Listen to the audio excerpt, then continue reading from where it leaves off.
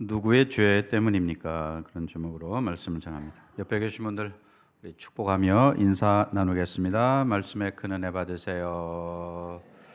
네, 오랜만에 보이시는 분들도 계시고요. 네, 오늘 장애인 주일로 우리가 지킵니다. 그동안에 우리는 정상인과 장애인 이런 구분을 사용했는데 이제는 쓰지 않고 잘못된 표현이다 이래가지고 장애인과 비장애인 이렇게 구별하죠. 또는 장애인과 예비 장애인 이렇게도 쓰기도 합니다. 4월 20일이 장애인의 날, 나라가 정한 장애인의 날이어서 사실은 지난주가 보통 장애인 주일로 지켜야 되는데 부활주일 때문에 오늘 지키게 되었습니다. 장애인을 격려하고 위로하고 하는 이제 그런 의미가 있고요. 사실 어린이날 그러면 어린이날에만 우리가 어린이를 생각하는 건 아니죠. 또 어버이날, 스승의 날 이럴 때 그 날만 생각하는 건 아니고 사실은 1년 내내 관심을 가져야 되는 것. 장애인의 날도 마찬가지죠. 우리가 매 순간 장애인에 대해서 관심을 가져야 되겠다라는 겁니다. 2021년 4월 19일 날 정부에서 보건복지부에서 발표한 자료에 의하면 2020년에 우리나라 장애인 수가 등록된 장애인이죠. 나라에 등록된 장애인 수가 263만 3천 명이라고 통계가 되어 있습니다. 그 장애 유형이 굉장히 많은데 한 15가지 장애 유형이 있는데 그 중에 지체 장애가 이제 비율이 높고 하지만 이제 점점 감소 추세에 있고 발달 장애, 이 발달 장애가 지적 장애 혹은 자폐성을 이야기하죠. 저희 교회 참사랑부나 또 주간 보호센터는 결국 지적 장애를 가지신 분들을 섬기는 거죠. 또 보통 계속 늘어나는 추세라고 자료에 이렇게 나와 있습니다. 또 장애 유형으로 보면 지체 장애가 많고 그 다음에 청각 장애, 시각 장애, 뇌병변 장애 이런 순서대로 많다. 또 특이한 거는 이제 나이가 60대, 70대에 갈수록 등록하는 장애인 수가 늘어난다. 아마 연세가 많아지면서 몸이 불편해서 이런 장애 등급으로 가는 그런 분들이 많다라고 하는 거고요. 또 우리 70대, 80대가 장애인 수가 많은 반면에 반대로 10대부터 30대까지는 등록된 장애인 수가 적다. 또 희망적이라고도 할 수 있고 아무튼 그렇습니다. 자, 그러나 이런 장애라고 하는 것은 꼭 어떤 신체적인 장애만 장애가 아니죠. 정신적인 장애도 장애일 수 있고 또 사회적인 편견이 오히려 더 그들에게 더 아픔을 주는 이제 그런 거이기도 하고요. 예수 믿는 우리들의 입장에서 보면 사실 영적인 장애가 더 문제죠. 영적인 장애가 있다라고 하는 게 더 문제라고 하는 거예요. 예수님께서는 마태복음 9장 12절 13절에서 그런 이야기 하셨습니다. 예수께서 들으시고 이르시되 건강한 자에게는 의사가 쓸데없고 병든 자에게라야 쓸데있느니라 이렇게 말씀하시고 13절에 보면 끝부분에 가면 나는 의인을 부르러 온 것이 아니고 누구를 부르러 왔어요? 죄인을 부르러 왔노라 이렇게 말씀하시면서 그런 사회적인 약자 또는 어떤 그런 편견이나 이런 신체적인 아픔 때문에 힘들어하는 이런 사람들에게 예수님의 관심이 있다는 것을 말씀하시는 거죠. 사실 예수님 안에서는 이런 장애인과 비장애인의 구별이 사실 있을 필요가 없는 거죠. 어쩌면 장애인이야말로 정말로 예수님을 필요로 하고 또 예수님 안에서 참된 소망을 찾아야 할 분들이 바로 그러한 분들이죠. 예수님의 초기 사역, 공생애를 시작하시면서 초기 사역이 그래서 대부분 병든 자들을 낫게 하시는 치유 사역이었다.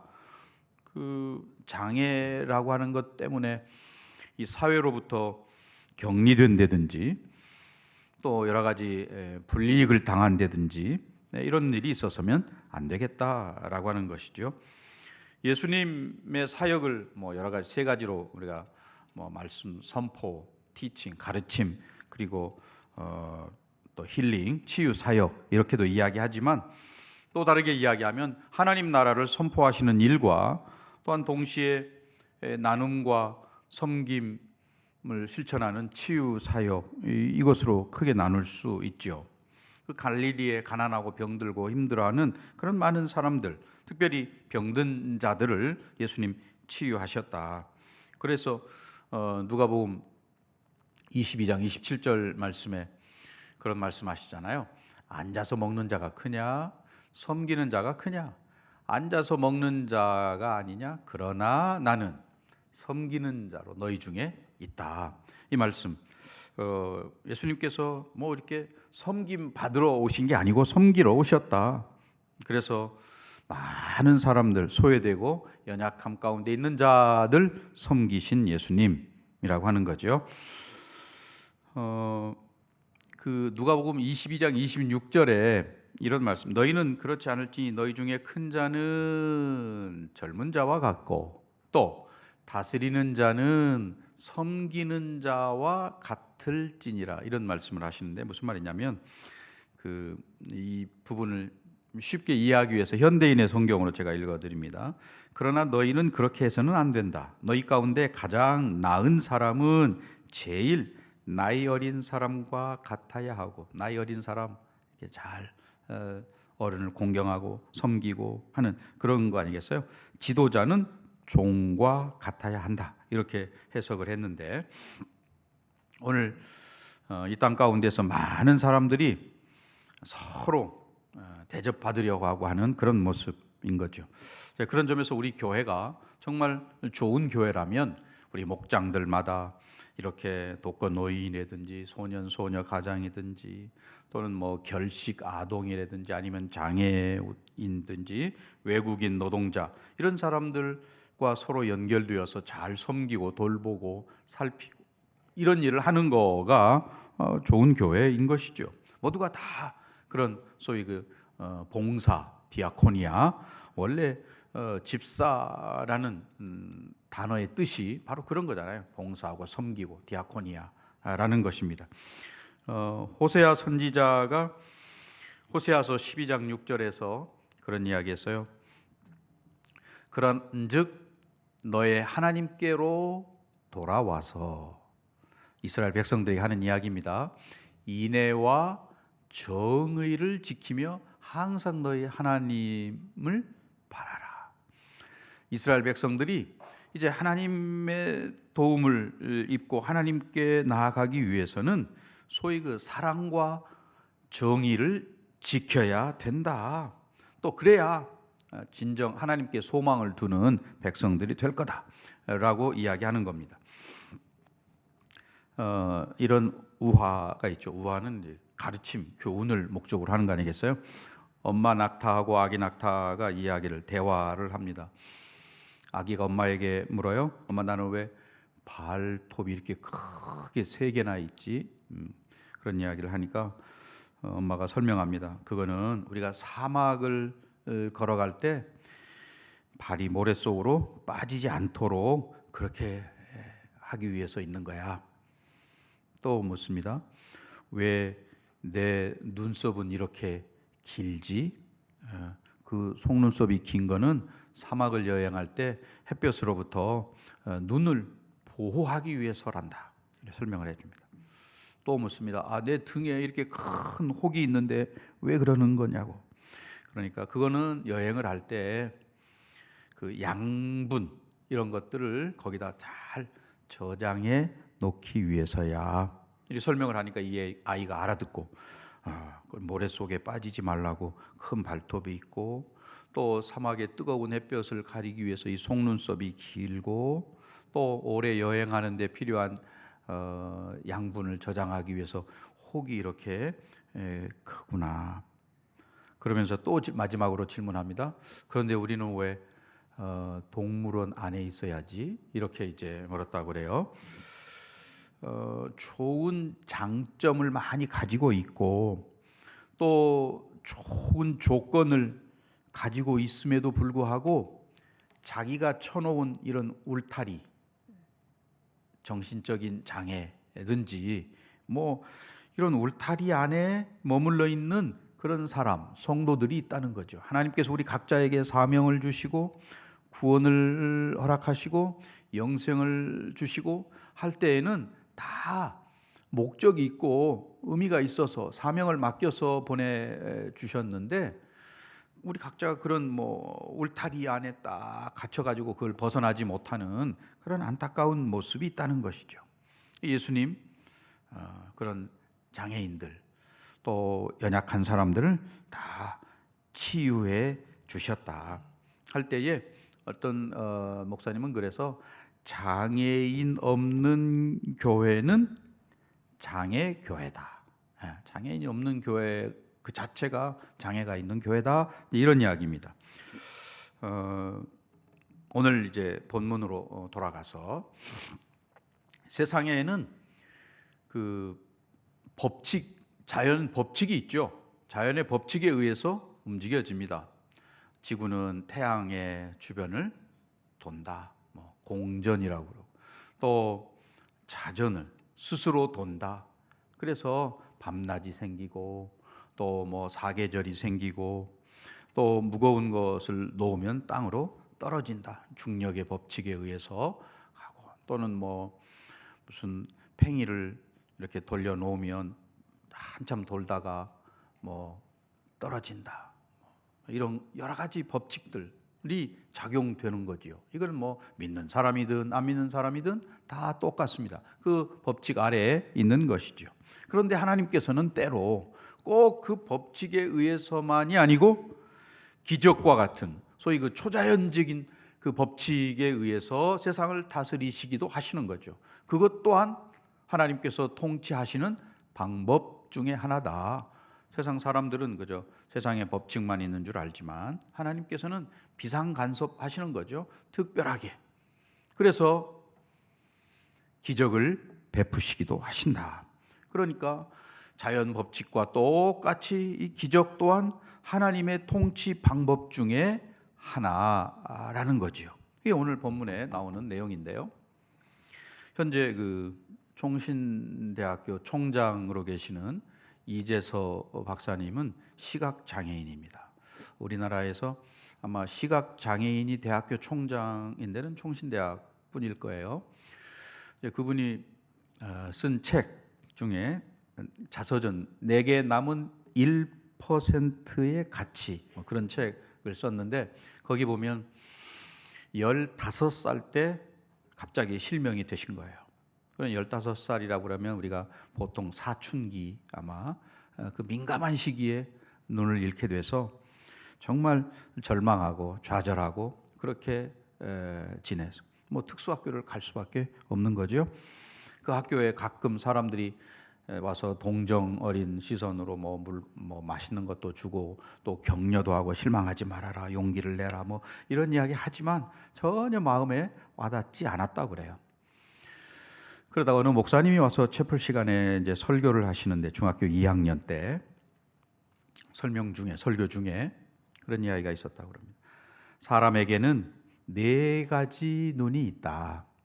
사물을 보는 육안, 그리고 지혜를 터득해서 갖게 되는 지안, 또 마음으로 보는 심안, 그리고 마지막은 하나님을 믿고 영원한 세계를 바라보는 영안. 이 4가지가 있는데 대부분 사람들은 그 4가지 중에 1가지 아니면 뭐 2가지, 3가지 이렇게 다 부족한 시각 장애인인 셈이다. 여러분은 비록 이 육체의 눈을 잃었지만 다른 나머지 3가지를 갖도록 그렇게 노력하는 현명한 사람이 되기를 바랍니다. 이제 이런 설교를 듣고 이해섭 총장님이 그날 저녁에 참 많이 생각하고 울고 그랬다는 거예요. 나는 다른 많은 것들이 있음에도 불구하고 내가 육체적으로 보이지 않는다는 이것 때문에 너무 절망하고 좌절하고 낙심하고 포기하고 그랬구나.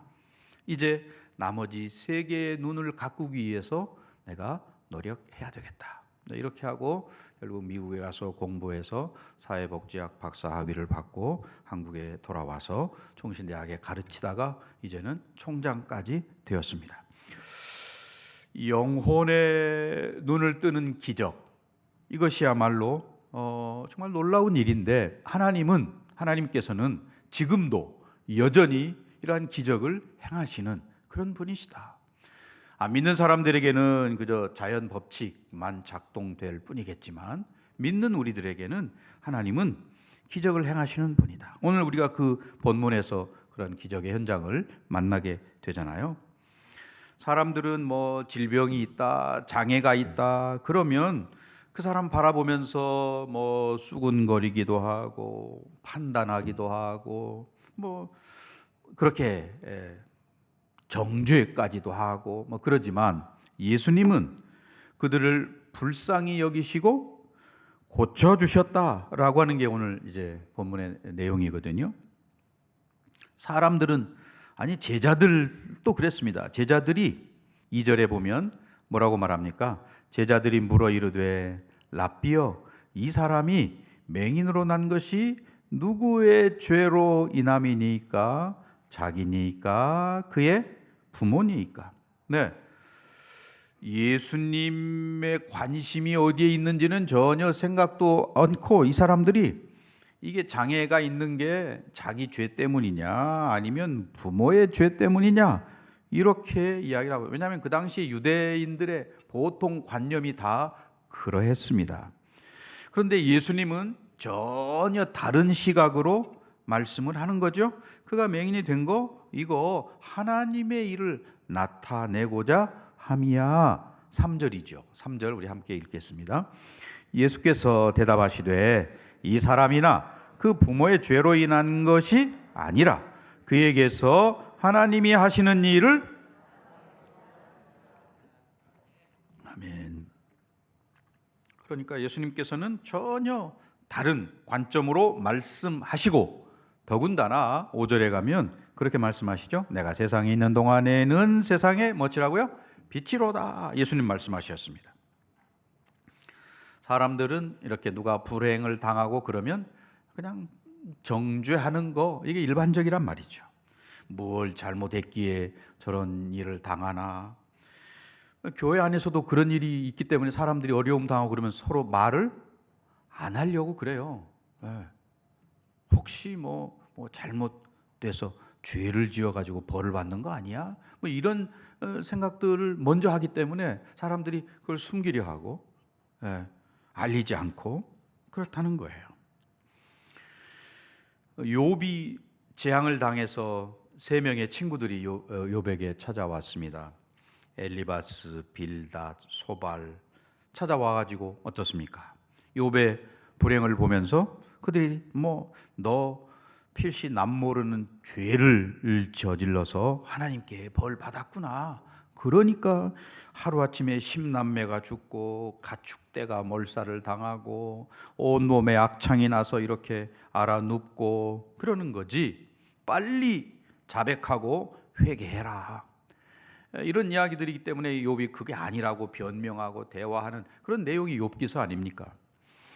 이웃의 그런 질병과 장애와 또는 고난과 이런 것들에 대해서 성급하게 판단하는 경향이 있다는 거죠. 우리들도 그렇죠. 제자들이 지금 그러했습니다. 이런 모습을 버려야 하겠다.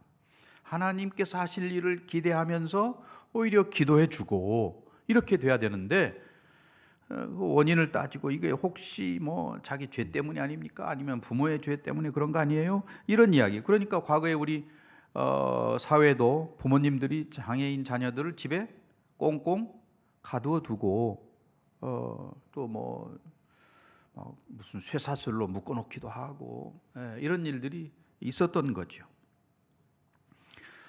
자, 예수님께서는 세상의 빛이라 말씀을 하시고 6절과 7절에 보면 그를 낫게 하기 위해서 구체적인 행동을 하시는 모습이 6절과 7절입니다. 제가 6절, 여러분이 7절 읽으세요. 이 말씀을 하시고 땅에 침을 뱉어 진흙을 이겨 그의 눈에 바르시고.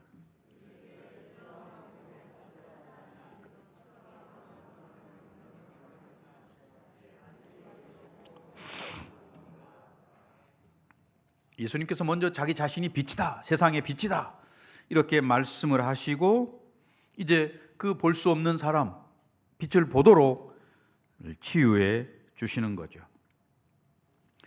어쩌면 사람들의 그런 시각, 죄 때문에 그런 거다, 부모의 죄 때문에 네가 그러는 거다, 뭐 이런 이야기 때문에 정말 소외되고, 또 사실은 이게 보이지 않는 억압이죠. 사회적인 편견 뭐 이런 것들이 알게 모르게 그를 꼭 누르고 있었는데, 예수님께서 땅에 침을 뱉어서 진흙을 이겨서 눈에 바르고 하는 이 행동들이 사실은 그 볼 수 없는 그 사람, 그를 위하여 낫게 하시고자 하시는 예수님의 의지가 그대로 표현되어서 그 볼 수 없는 자에게 전달되도록 하기 위해서 예수님께서 그렇게 하시고요. 그 다음에는 그에게 명령을 하시죠. 뭐라고 하십니까? 실로암 못에 가서 씻으라. 사실 어려운 이야기입니다. 볼 수 없는 그가 실로암까지 가서 씻는다는 거 쉽지 않은 이야기인데, 그걸 하도록 주님께서 명령하실 때 뭐 할 수 없다, 뭐 안 된다, 뭐 이런 이야기 하는 게 아니고, 여기 보면 그가 7절 마지막에 이에 가서 씻고 밝은 눈으로 왔더라 라고 되어 있습니다. 네. 정말 치유를 경험하게 되는, 그러니까 믿음으로 순종했더니, 예수님 말씀에 순종해서 치유라고 하는, 사실 이건 기적이죠. 세상 법칙이 아닙니다. 기적을 경험하게 되었다라는 것이죠. 오늘 하나님, 살아계신 하나님이라고 우리가 믿습니다. 그 살아계신 하나님은 오늘날도 여전히 기적을 행하시는 그런 분이시죠. 물론 법칙에 의해서 또 우리가 노력하고 해서 발견한 의학과 또 과학과 이런 것들을 다 활용하시지만, 그거 할 수 없을 때 하나님은 기적적인 방법을 사용하실 수 있는 분이 하나님이시고 여전히 기적을 행하시는 분이다라고 하는 걸 우리가 믿는 거죠. 그런 믿음이 저와 여러분에게 있기를 바랍니다. 그러나 문제는 이제 8절 이하에 있는 거예요. 여기 그 병 나은 그 사람 주변에 있는 사람들은 그 기적을 보았으면서도, 저 눈뜬 사람 전에 구걸하던 사람 아니야? 그 어떤 사람은 그렇다고 그러고, 또 어떤 사람은 글쎄 비슷하다 아니다 뭐 이런 이야기. 자, 제가 8절, 여러분이 9절 읽으세요. 이웃 사람들과 전에 그가 거린인 것을 보았던 사람들이 이르되 이는 앉아서 구걸하던 자가 아니냐?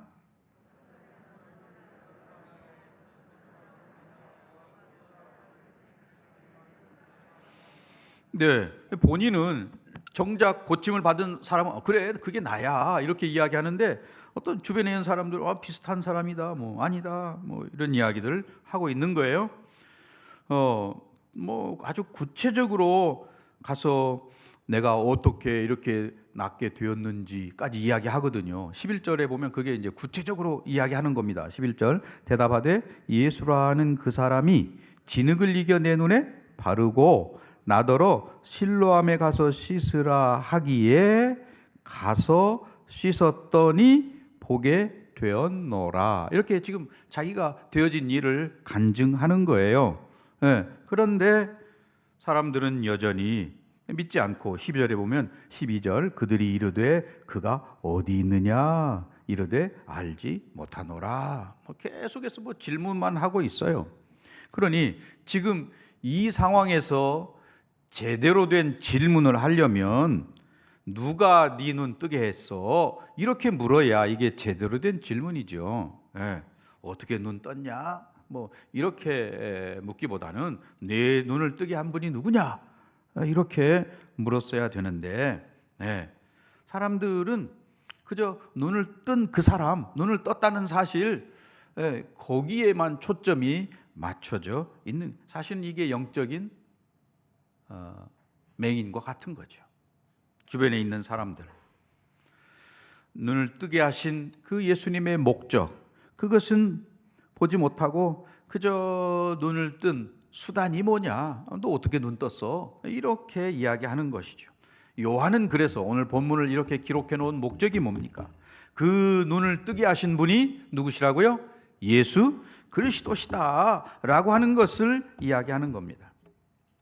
우리가 이렇게 육체적으로 볼 수 없다는 것보다 더 두려워해야 할 것은 영적으로 보지 못하는 영적인 장애를 갖는 거, 이게 진짜 문제죠. 성도들, 신앙인에게 있어서 진짜 문제는 우리가 눈을 떴으되 보지 못하는 영적인 장애를 갖고 있는 거, 이게 문제라는 것입니다.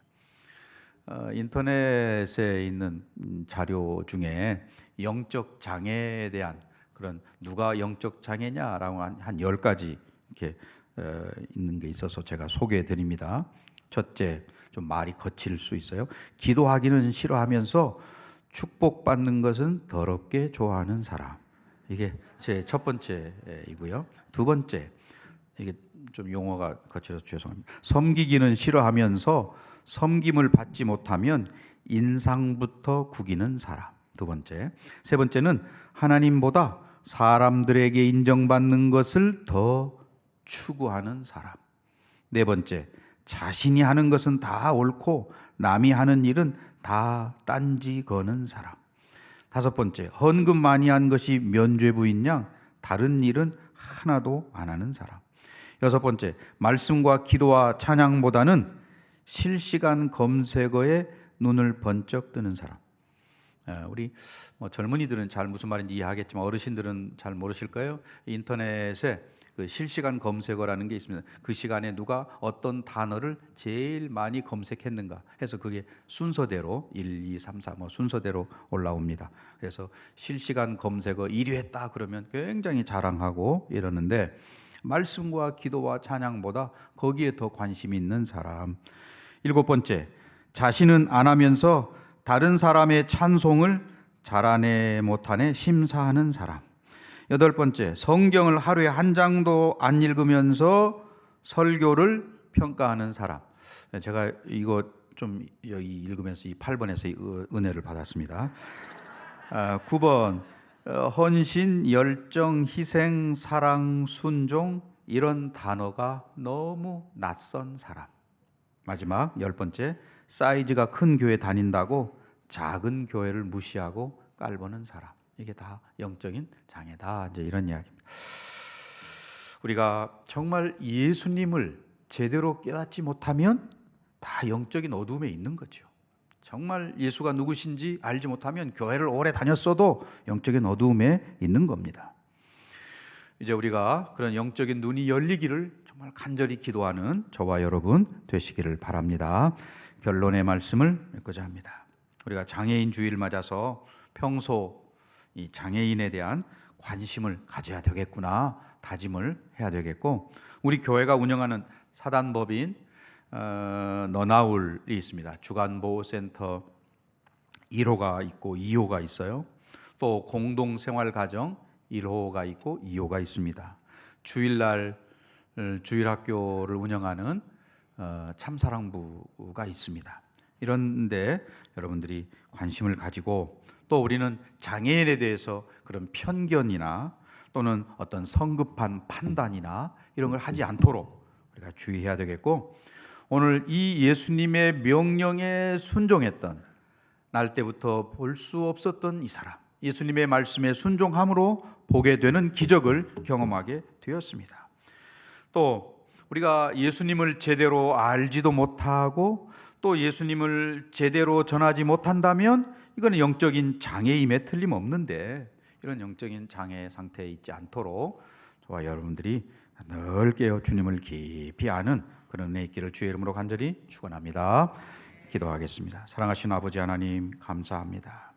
우리를 구원하여 주의 백성 삼으시고 예수를 나의 주 나의 하나님으로 고백할 수 있는 믿음을 주시고 이 땅에 우리가 무엇을 하며 살아야 할지 사명을 깨닫게 해주시니 감사합니다. 아버지, 우리가 장애인들에 대해서 더 깊은 사랑과 관심을 갖는 성도들과 교회가 되게 하여 주옵시고 우리 모든 주의 백성들에게 영적인 장애가 없도록 은혜 위에 은혜를 베풀어 주옵소서.